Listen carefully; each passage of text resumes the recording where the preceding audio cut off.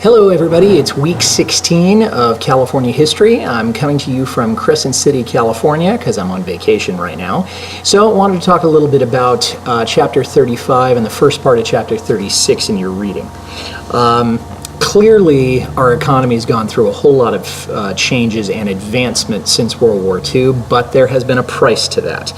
Our gross annual product, our employment, our personal income rates have gone all over the place, but there have been a whole lot of different threats with our economy, with the changes in the economy, with the social environment that we have, with the environment, and with political changes that have happened a lot in our state in the past few years. The discussion of high technology and defense industries, I think, are particularly interesting because they talk about the Detroit effect, the toxic time bomb, and of course the issue of air pollution, which is one of those things that you can't get away from, even if you don't live in the LA basin. The fact that a lot of California economies had depended on defense contracts that are not there anymore is certainly going to be an issue. The changes that happened because of base closures in the 1990s after the Cold War wrapped up. Those are going to be major things you're going to want to think about. And the agricultural industry and the tourist industry have certainly had a lot of changes also. The internal things that we don't necessarily have a lot of control over as consumers or as citizens, earthquakes, droughts, to some extent civil disorders, and a business climate that's not necessarily what everybody would want it to be, are things that you want to think of in the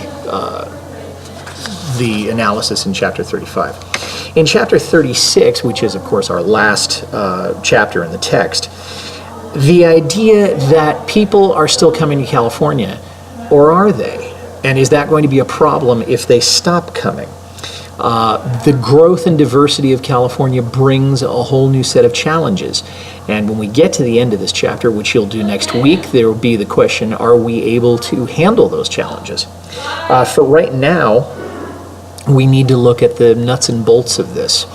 The infrastructure that we have in California, is it going to be able to withstand the demands we are putting on it? How are we going to survive in the 21st century? It's something that I want you to look at carefully as you're reading. Okay, there are a lot of challenges in the text. What are we going to do to respond to those challenges in the 21st century?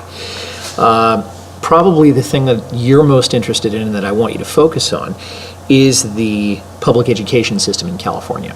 How is it going to respond to the pressures that our students are feeling, that you are feeling? One of the things I'm going to be asking you to reflect on is your own struggles in pursuing an education, in getting the classes you want, in getting the degrees that you want, because I'm interested in your testimonies. It's not just what the book has to say. And then you might think about the ethnic diversity at Skyline or other schools that you may be attending right now. Is there a series of difficulties, or is there a series of advantages in sharing your educational experience with a variety of people? So those are the things I'd like you to think about this week. We're almost there, and I will see you when I see you. All right, happy reading.